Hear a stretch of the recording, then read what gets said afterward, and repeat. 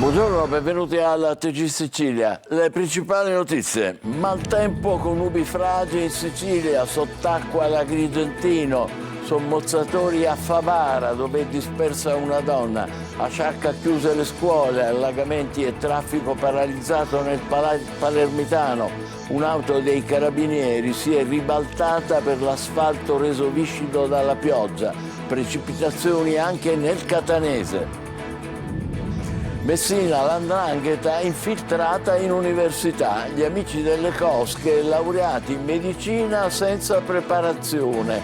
Qualcuno dava 18 esami in un solo anno. Palermo sbarca in commissione antimafia l'ultimo scandalo Mazzette. Nella sanità palermitana convocati i dirigenti dell'azienda sanitaria. La maxi rissa e gli spari a Sferracavallo, dubbi degli investigatori sulla versione della ragazza incinta rimasta ferita, pochi controlli durante la festa, presenti soltanto 2 pattuglie.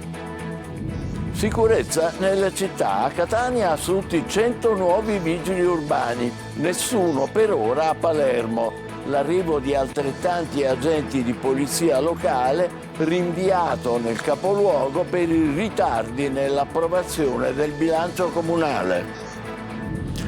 A Tunisi l'incontro tra 2 musicisti di origini diverse, un percussionista siciliano e un violinista tunisino, raccontano in un viaggio sonoro le radici comuni e i legami profondi fra le 2 terre. Calcio, reti inviolate al Barbera nel big match Palermo-Venezia, poche occasioni da gol e rosanero spesso sottotono che scivolano al terzo posto. Serie C, problema attaccanti per il Catania, in vista del derby di domenica al Massimino contro il Siracusa. Telecolor trasmetterà la gara in diretta in chiaro.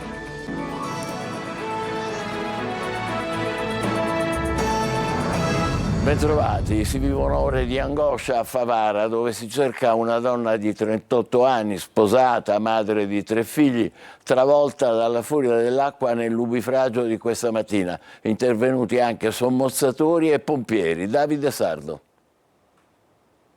Ore di angoscia a Favara, travolta da un'ondata di dolore e incredulità. Da questa mattina ricerca senza... e madre di 3 figli, scomparsa nel nulla dopo essere stata trascinata via dalla furia dell'acqua durante il violento nubifragio che si è abbattuto sulla città. La donna si trovava alla guida della sua Lancia Y quando, nel tentativo di mettersi al riparo, ha accostato e abbandonato l'auto. In pochi istanti la corrente l'ha sopraffatta, trascinandola verso un convogliatore che sfocia nel fiume Naro a chilometri di distanza. Testimoni raccontano che il titolare di un negozio di frutta, resosi conto del pericolo, ha tentato disperatamente di afferrarla per portarla in salvo, ma la forza dell'acqua è stata più potente.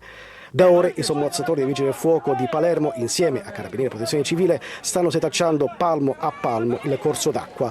Un'intera comunità resta col fiato sospeso, aggrappata alla speranza di un miracolo.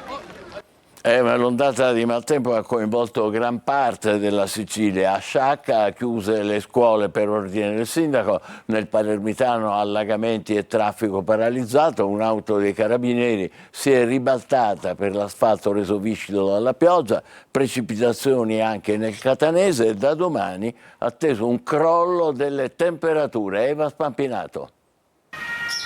Pioggia torrenziale, grandine e strade allagate. È stata una mattinata difficile per gran parte della Sicilia, travolta da un'ondata di maltempo più intensa del previsto. Ieri infatti la Protezione Civile regionale aveva diramato per oggi un'allerta gialla in tutta l'isola che si è confermata allarmante soprattutto nella zona dell'Agrigentino. A Sciacca il sindaco Fabio Termine ha firmato un'ordinanza urgente di chiusura delle scuole per motivi di sicurezza, condizioni meteo non previste nel bollettino di ieri con tanta violenza, ha dichiarato il primo cittadino. Situazione critica anche nel Palermitano, dove allagamenti diffusi hanno paralizzato il traffico in città e sulle autostrade. Drammatico l'incidente sulla 20. Un'auto dei carabinieri si è ribaltata tra Castelbuono e Cefalù. Uno dei militari è rimasto incastrato nell'abitacolo, necessario l'intervento dei vigili del fuoco. L'asfalto, reso viscido dalla pioggia, sarebbe tra le cause dell'incidente. Il fronte temporalesco, partito dalla Sicilia occidentale, si è spostato verso est, colpendo anche il catanese con piogge anticipate rispetto alle previsioni, ma il peggio potrebbe non essere finito. Da domani, infatti, è attesa una nuova perturbazione accompagnata da una goccia fredda che porterà venti forti di tramontana e un crollo delle temperature fino a 10 gradi rispetto a ieri, meno 4-5 gradi rispetto ad oggi. Le precipitazioni si concentreranno sulla fascia tirrenica da Palermo a Messina, anche con nevicate attorno ai 2000 metri. Il tempo migliorerà solo da venerdì, ma il freddo resterà almeno fino al weekend. Ed è inevitabile il riaffiorare di sciagure storiche causate dal maltempo. L'alluvione che nel 2009 ha colpito Giampilieri e Scaletta è ancora una ferita aperta a Messina. Le 37 vittime, 37, saranno ricordate in serata. Francesco Triolo. 16 anni dopo, le 37 vittime dell'alluvione di Giampilieri e Scaletta sono una ferita ancora aperta. Il ricordo di quella notte, di quei giorni che poi sono seguiti, è sempre vivo tra le comunità che hanno affrontato uno degli eventi più tragici della storia di Messina. Ogni 1° ottobre, da allora, si trasforma nel giorno della memoria. Da quel giorno è cambiata anche la cultura della prevenzione del rischio idrogeologico e la conoscenza dei pericoli delle alluvioni. C'è più cautela. Per questo, nel giorno dell'anniversario di Giampilieri, il Comune ha voluto organizzare un evento con esperti, protezione civile, istituzioni impegnate nella ricerca delle previsioni meteo e dell'analisi climatica per studiare anche soluzioni. Gli eventi meteorologici estremi sono spesso imprevedibili a scadenze elevate, dunque soltanto in quello che noi definiamo nowcast, quindi previsioni a brevissimo termine, si possono prevedere proprio l'entità di queste precipitazioni così estreme, per cui anche 2-3 ore prima allertare la popolazione dotandosi di una sala operativa che si occupi solo di quello potrebbe ad esempio essere una soluzione utile per la collettività. Trump dice che i cambiamenti climatici sono una bufala. Beh, i cambiamenti climatici, soprattutto il riscaldamento del nostro pianeta, è una realtà, sono dei dati oggettivi, poi sulle conseguenze che questo riscaldamento globale può portare, ecco, ne possiamo parlare. Voltiamo pagina. A Palermo, a poco più di 48 ore dalle minacce mafiose a un imprenditore e al deputato Lavardera, la polizia ha arrestato 2 persone accusate di diversi tentativi di estorsione nei confronti di imprese attive nel territorio dove opera la cosca di Cosa Nostra della Noce. Gli arresti dopo le denunce delle vittime, alcune delle quali assistite dall'associazione Addio Pizzo, che parla di passi in avanti contro il racket, anche se la strada è ancora lunga. E a Siracusa la polizia ha arrestato un uomo che aveva a casa una mitragliatrice Scorpion e una pistola. Durante la perquisizione gli agenti hanno trovato anche 2 silenziatori, munizioni in una nicchia ricavata in un muro dell'abitazione nella zona balneare della città.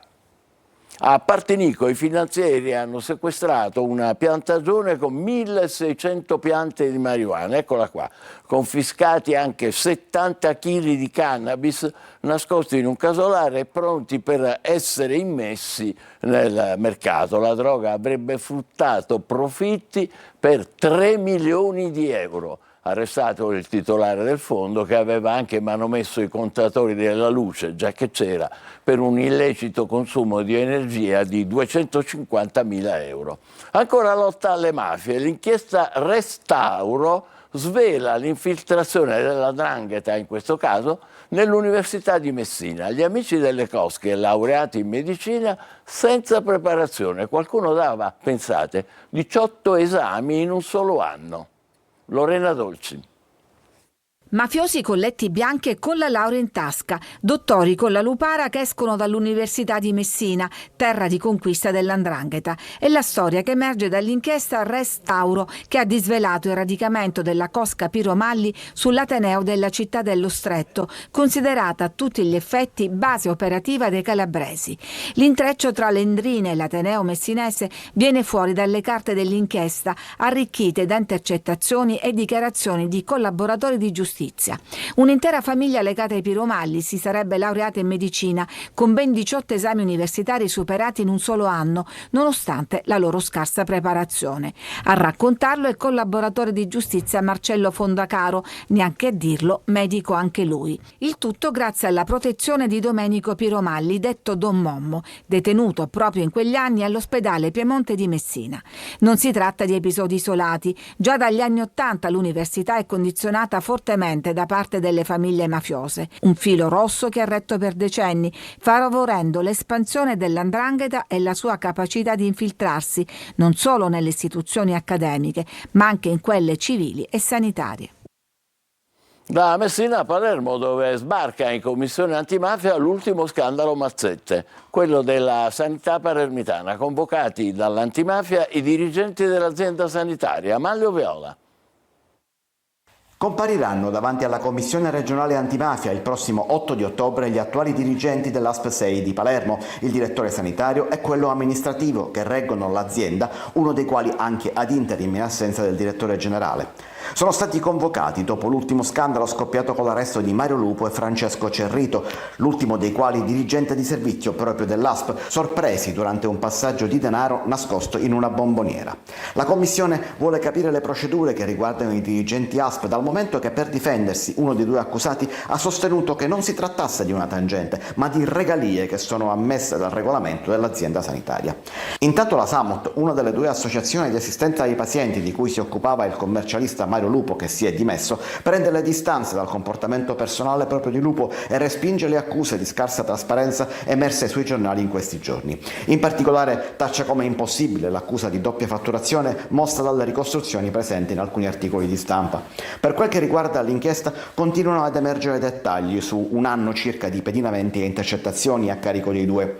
Dimmi quando tu verrai era la canzone che faceva da parola d'ordine fra i due per annunciare l'arrivo di un pagamento. Dettagli che aggiungono più colore e folklore che elementi di inchiesta.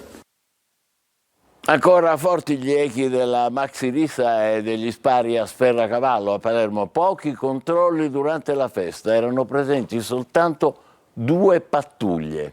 Dubbi degli investigatori sulla versione della ragazza incinta rimasta ferita. Marco Gullà.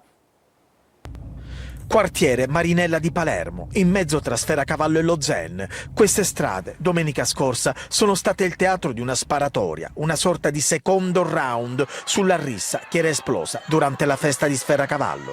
Gli investigatori che indagano non hanno dubbi, i due episodi hanno una chiave di collegamento. Colpi di pistola sparati contro la saracinesca di una macelleria e che hanno anche ferito una donna incinta.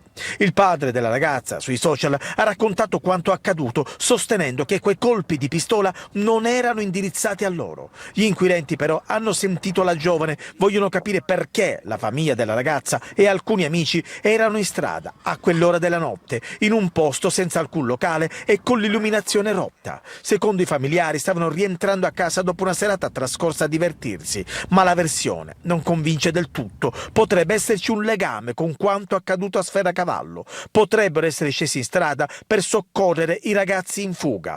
Tra loro c'è il figlio del titolare della macelleria crivellata di colpi. Una storia di intrecci tra Sferracavallo e Zen, tra vendette e ritorsioni, con la rissa durante la festa ad avere scatenato ancora una volta la furia di ragazzi pronti a uccidere pur di primeggiare sui rivali. Ma da sottolineare c'è anche la pochissima presenza delle forze dell'ordine, solo 2 pattuglie presenti per una festa in cui c'erano almeno 10.000 persone. Su questo nuovo episodio di violenza in città interviene l'arcivescovo Corrado Lorefice, che dice non possono prendere parte anche alla sofferenza che portate nel cuore a causa di chi ha voluto seminare violenza e prepotenza. Dobbiamo dire no a ogni forma di violenza e soprattutto di sopruso. E così si fa sempre più consistente il problema sicurezza nelle città. A Catania assunti 100 nuovi vigili urbani per rafforzare appunto il controllo del territorio. A Palermo invece slitta il potenziamento con altrettanti agenti della polizia locale perché il comune non ha ancora approvato il bilancio consolidato, quello che è necessario per le nuove assunzioni che non si fanno. Giusy Lazzara. Si rafforza la sicurezza a Catania con 100 nuovi vigili urbani in azione sul territorio. Le aggressioni violente culminate con 2 omicidi, la movida senza controllo nel centro storico da mesi hanno fatto alzare l'allarme sulla vivibilità in città. Il potenziamento della polizia locale segna un passo in avanti nel contrasto alla mancanza di rispetto delle regole. Più presenza del centro alla periferia sarà garantita dai nuovi vigili che hanno firmato un contratto a tempo indeterminato per 30 ore settimanali. Un fatto molto importante per la città di Catania, ha detto il sindaco Enrico Trantino. Si tratta di risorse indispensabili per la nostra comunità.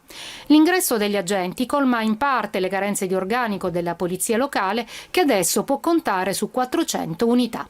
Altra storia a Palermo, dove slitta ancora l'assunzione di 100 vigili urbani perché si deve attendere il bilancio consolidato per immetterli nell'organico. Si dovrà ancora aspettare 2 settimane quando il Consiglio Comunale dovrebbe approvare il consolidato che permette l'assunzione negli enti pubblici. Il paradosso è dovuto anche al ricorso alla graduatoria che ha selezionato 210 idonei, meno della metà accettato, e così si è dovuto ricorrere a quelle esterne. Tanto che Taranto ha dato la disponibilità per 20 nuovi vigili. Questo vuol dire che si dovrà bandire un altro concorso. A Catania si conclude oggi la 2 giorni del Festival di Geopolitica Mare Liberum, nelle stesse ore in cui la flottiglia entra nella zona rossa delle acque al largo di Gaza e la tensione naturalmente cresce. Lo scopo dell'appuntamento catanese, organizzato dall'Associazione dei Diplomatici, è quello di comprendere la centralità del Mediterraneo, ma anche di arricchire le coscienze dei più giovani. Simona Mazzone.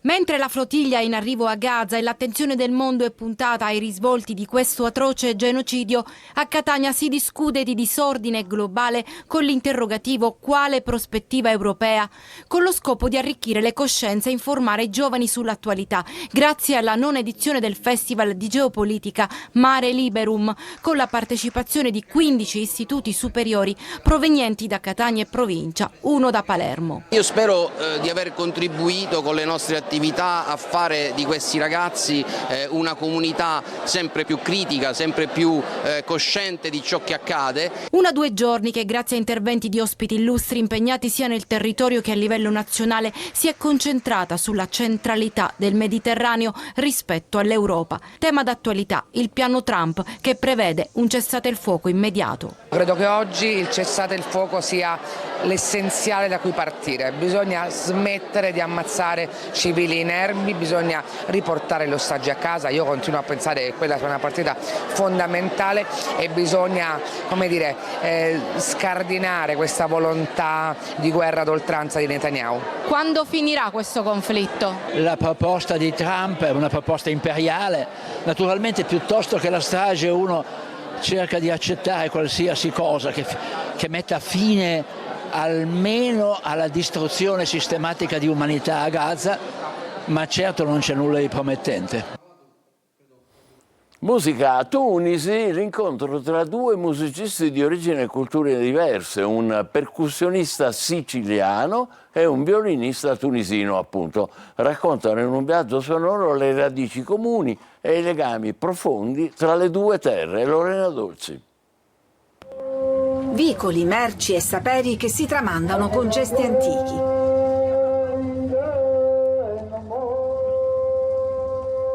La Medina di Tunisi come la Vucceria di Palermo o viceversa.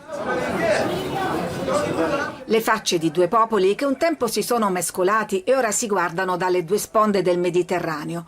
Un continente liquido, tomba dei migranti che si avventurano oggi sulla stessa rotta che 100 anni fa hanno percorso in senso inverso tanti siciliani. Resta una prossimità che non è soltanto una prossimità geografica ma anche culturale, perché Sicilia e Tunisia condividono secoli di storia, condividono tradizioni comuni nelle arti, nella musica, nelle arti figurative, nella cucina. Per celebrare queste radici comuni va in scena a Tunisi la rassegna musicale Shlouk, Scirocco, come il vento caldo che dal Sahara soffia verso le nostre terre.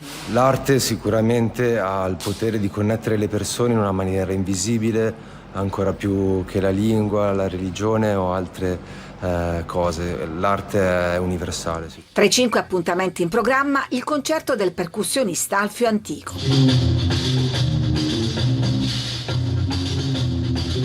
Con lui sul palco del teatro El Hamra il violinista tunisino Zed Zouari.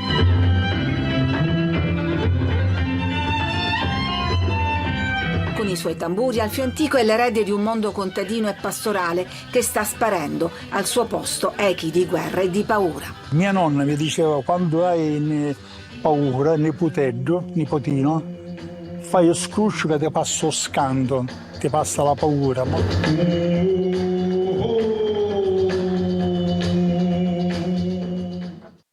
Certe volte lo scruscio non basta. Fra poco il calcio, dopo la nostra pausa avremo notizie sul pareggio del Palermo in casa con il Venezia e l'avvicinamento del Catania al derby con il Siracusa. State con noi, vi aspetto.